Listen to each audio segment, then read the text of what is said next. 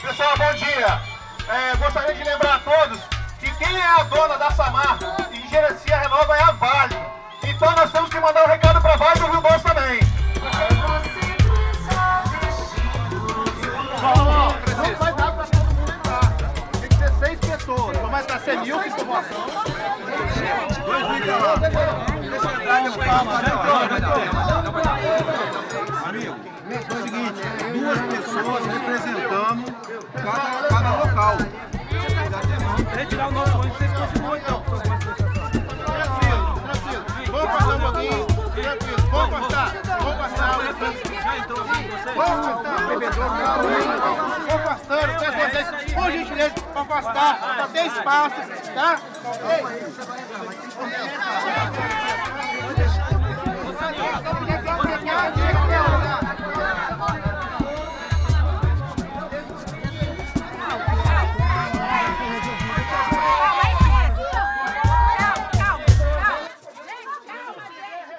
Costumo falar que a de tsunami, né?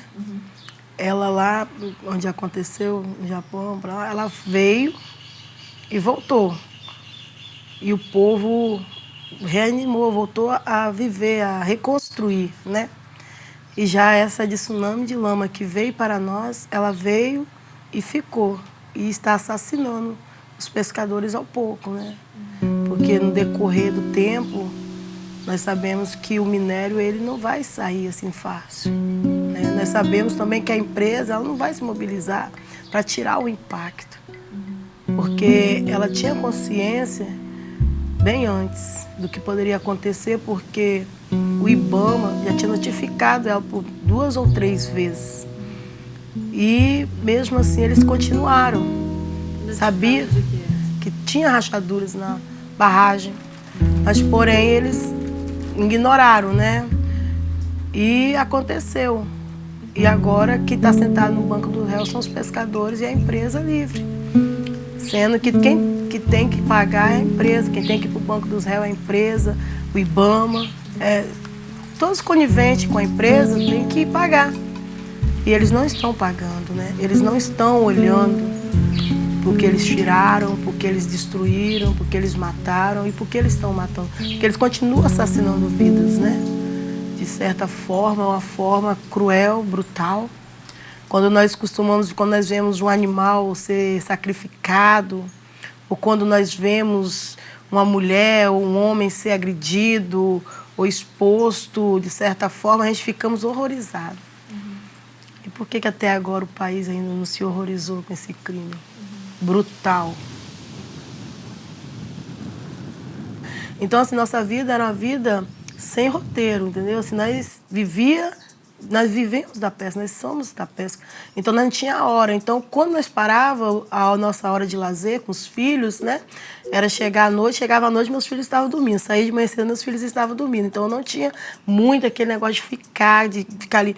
Então, no final de semana, o que nós fazíamos? No final de semana, nós íamos para a praia, fazia piquenique, fazia almoço, deixava tudo pronto, aí a gente ia para o rio, tomava banho. Era rio, dava à tarde, 4 horas, a gente ia para o rio. Entendeu? À tarde, praia, caminhava, ia caminhando, chegava lá, tomava banho e voltava. Então, assim, acabou.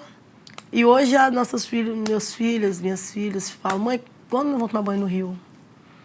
Eu fico com vergonha de falar com elas nunca mais, entendeu? Eu falo, nós vamos tomar banho. Nem que seja o último banho, mas nós ainda vamos tomar banho. Espera. Então, assim, a gente mobiliza, às vezes, piscina, né? Compra aquelas piscinas, coloca, mas não é a mesma coisa. Elas querem mergulhar, elas querem virar canhambota, querem correr na areia, entendeu? Então, assim, eles tiraram. É como se você sofresse um acidente, perdesse as pernas e não saber quando você vai voltar a andar, entendeu? Você precisa de terapia, você precisa de ajuda, você precisa... Porque nós, pescadores, que vivemos da pesca, estamos enlouquecendo. O nosso psicológico não tem estrutura, porque, assim, quando você deixa de viver no seu habitat para entrar no habitat de outro, você... Então, o que acontece? Alguns dos nossos pescadores estão morrendo. Sai da comunidade, dos vilarejos, vai procurar serviço fora. E chega na cidade, acaba sendo assassinado, acaba entrando para o alcoolismo, acaba entrando nas drogas. Por quê? Porque eles não têm um suporte, entendeu? Eles não estão preparados para aquilo. Você imagina, você acorda de manhã, vai para o rio, aí lá você pesca, você não tem hora de almoço, você não tem hora de café, você chega a hora que você quer, você é dono de si. O dia que ele não quer comer, o dia que ele não quiser comer lagosta, ele tem um camarão. O dia que ele não quer comer camarão, ele pega um cação, ele pega uma arraia. Você entendeu? Então, são a diversidade de peixes pescados no nosso litoral, aonde a empresa não está nem aí. Você entendeu? Ela matou, destruiu, degradou. Eu fico olhando que os órgãos, né, que se dizem poderosos, não fazem nada. Sempre eu costumo falar isso, falo assim, uma andorinha só não faz verão. Mas houve um incêndio na floresta, onde uma andorinha, um beija-flor, ele começou a carregar gotas d'água. E todos os animais, vendo o incêndio queimando, ficou falando, você não vai conseguir, você não vai apagar o fogo. Aí aquele beija-flor falou assim, olha, eu estou fazendo a minha parte. Tempo de você reclamar, o tempo que você está questionando, faça você também, que nós juntos vamos apagar o incêndio. Então, eu sempre tenho isso comigo. Eu não importo com o que os outros pensam. Eu sei que eu estou fazendo alguma coisa para que isso venha acontecer. Eu sempre bati na tese que eu não consigo ver... Nossas crianças, elas não conseguem se afastar. Então, quando eles vieram com projetos mentirosos, que nós vamos fazer rua, nós vamos fazer calçada, nós vamos fazer rede de esgoto, eu falei assim, olha, eu não quero isso. Eu quero que vocês constroam um parque aquático. Eu quero que vocês tragam para cá a melhor equipe de médico que vocês tiver no Brasil, no país. Porque vai colocar na cabeça de um pescador que ele está inválido. Vai colocar na minha cabeça que hoje eu tenho um patrão. Eu tenho um patrão, sabia? Hoje eu não sou mais eu não sou dona de mim mesmo. Eu dependo do subsídio que espero 30 dias para ele chegar na minha mão.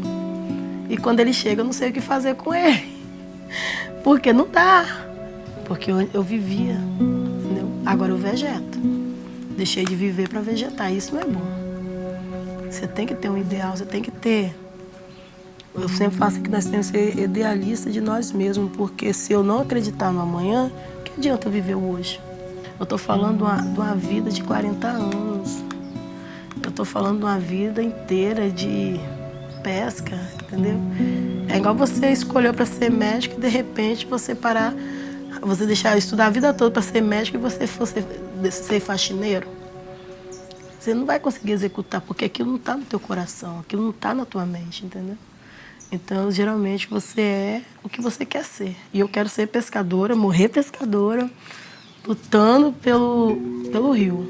Então, eu costumo falar que eu sou muito mais forte do que eles, porque eu estou admitindo que eu fui atingida, que eu estou morrendo, mas ainda não estou morta.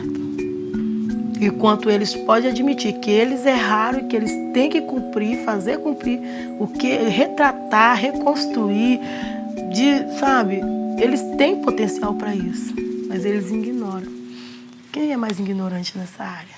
Eu, que sou culta, sou pescador, não tenho 8ª série, né? Não concluí o ensino médio, ou eles que têm diploma, doutorado. Eu vejo que a ignorância do homem não está no estudo, está na maneira de raciocinar. Então, assim, para mim, a empresa, ela é muito ignorante. O maior homem é aquele que admite que errou e pode refazer de novo. Então, esse, para mim, é o ser humano. Agora, esse que erra e senta em cima do erro e acha que tudo vai passar, ele não passa em ignorante para mim. Nosso lençol freático foi atingido, entendeu? Aí a água está contaminada. É a única água que vocês têm. E é a única água que tem que beber. Aí as pessoas ficam sem saída. Porque não tem como você comprar água, né, mineral, direto, não dá. Fica fora do orçamento. Né? E se vocês fossem comprar água, vocês tinham que ir onde? Tem algum lugar aqui perto? Tem as mercearias, mas porém não tem o suficiente para abastecer a comunidade. Então a promessa é que vocês iam receber água, alimentação, meio cartão de emergência, subsídios, só que isso aí até hoje vai para 2 anos, tem 1 ano e meio, e algumas pessoas, né, receberam isso, algumas. Aí então assim, aqui é descida do rio ali. Aí a gente. Lá. Isso. Aí a gente acaba ficando, de certa forma, a ver navio, né? Aí pessoas que têm doenças crônicas, né, que não podem ingerir a água de forma nenhuma, compra água. Só que algumas dessas pessoas também não têm o subsídio, não pode pescar, aí vive, aí tem que tomar a água, entendeu? Aí é onde ela, devido ao excesso de minério, ela corre o risco de ir a óbito mais rápido, né? Mais frequente. É difícil, né? Mas a gente está sobrevivendo. Nada como um dia após o outro para sobreviver. A gente vem assim perto, assim, mas a gente se emociona, a gente fala, a gente chora, mas a gente ainda consegue ver, entendeu? Aí você imagina um rio desse, assim, rasinho, as crianças. Isso aqui, a hora dessa, é o maior espetáculo, não tem? As crianças pulando, e nadando, e gritando, e correndo, entendeu? É uma coisa que não dá para você escrever ou passar uma borracha e esquecer, né? Eles falaram que é 15 anos, então até lá eu vou estar com 65 anos, então eu estou viva ainda. Eles falaram que 15 anos para quê?